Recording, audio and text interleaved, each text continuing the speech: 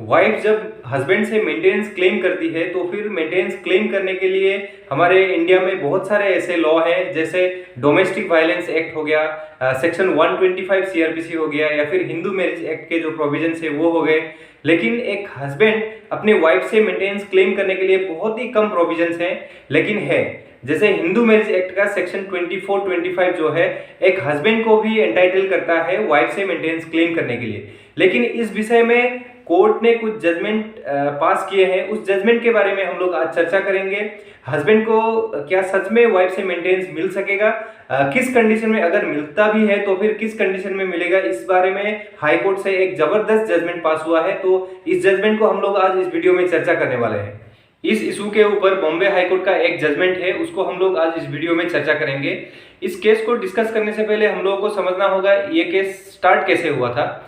ये जो पिटिशनर और रेस्पोंडेंट है, जो हस्बैंड एंड वाइफ है, इन लोगों का शादी होता है 1992 में। शादी होने के बाद इन लोगों का जो डिवोर्स है वो हो जाता है 2015 में। 2015 में डिवोर्स हो जाने के बाद, डिवोर्स होने के साथ साथ ये जो हस्बैंड है ये क्या करते हैं, एक मेंटेनेंस क्लेम कर देते हैं वाइफ के ऊपर। सिविल कोर्ट में, सिविल जज के कोर्ट में एक पिटिशन फाइल करते हैं, सेक्शन 25 का पिटिशन फाइल कर देते हैं, और एक सेक्शन 24 हिंदू मैरिज एक्ट का भी पिटिशन फाइल करते हैं। जब तक ये सेक्शन 25 का जो परमानेंट एलिमोनी का जो पिटिशन है जब तक डिस्पोज नहीं होता है, तब तक के लिए एक इंटरिम मेंटेनेंस के लिए क्लेम करते हैं।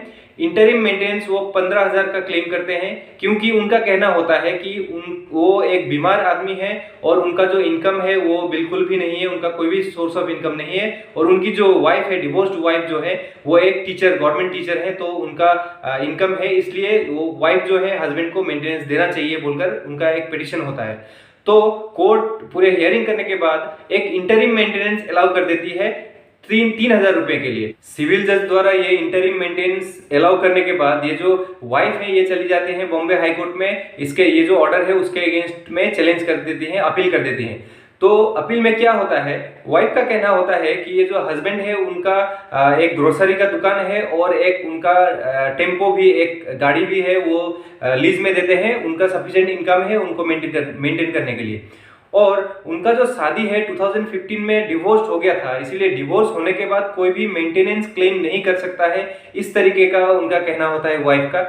लेकिन उसके बाद जो हस्बैंड है वो क्या कहते हैं, जो वाइफ है उनका जब पढ़ाई का टाइम था तो हस्बैंड ने बहुत सारे सेक्रीफाइस किए थे, उसके बाद उनको पढ़ाई में बहुत सारे खर्चे भी किए थे। फिर उनको जब जॉब लगा उसके बाद उन दोनों का डिवोर्स हो गया, इसलिए, और अभी वो बीमार भी है और उनका कोई भी सोर्स ऑफ इनकम भी नहीं है, कोई भी उनके नाम में कोई भी प्रॉपर्टी भी नहीं है, इसलिए उनको मेंटेनेंस का बहुत ही ज्यादा दरकार है, इस तरीके का हस्बैंड का कहना होता है। उसके बाद पूरे आर्गुमेंट को सुनने के बाद जो high court, Bombay high court है, पूरे ऑब्जर्वेशन करती है।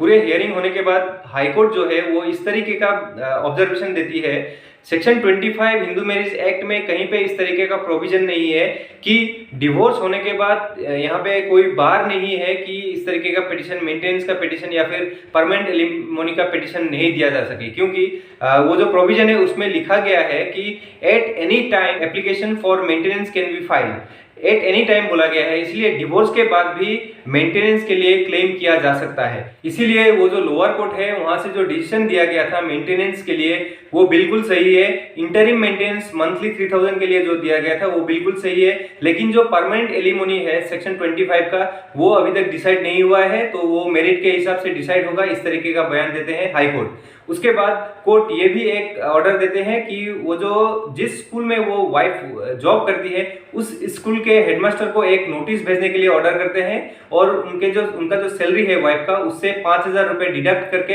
हस्बैंड के लिए रखने के लिए हेडमास्टर को एक नोटिस भेजती है, क्योंकि 3,000 और उसके बाद बहुत सारे एरियर भी पेंडिंग होते हैं मेंटेनेंस का, क्योंकि डेट ऑफ एप्लीकेशन से मेंटेनेंस देना होता है, इसलिए एरियर को मिलाकर 5,000 रुपए करके, जब तक एरियर फुलफिल नहीं होता तब तक 5,000 करके मंथली देने के लिए कोर्ट ऑर्डर करती है।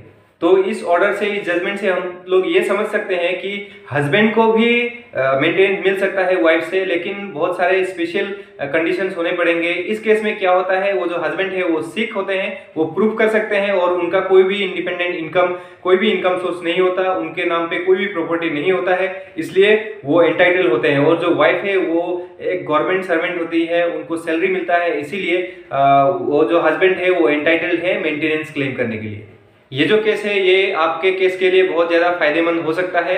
इसलिए इसका जो साइटेशन है मैंने अपने डिस्क्रिप्शन में दे दिया है। अगर आपको पूरा जजमेंट चाहिए तो फिर वो साइटेशन को यूज़ करके जजमेंट को डाउनलोड कर सकते हैं। और अगर आपको इस तरीके के इन्फॉर्मेशन, इस तरीके के वीडियो अगर अच्छे लगते हैं तो फिर मेरे इस चैनल को ज़रूर सब्सक्राइब कीजिएगा और जितना हो सके इस वीडियो को शेयर कीजिएगा। धन्यवाद।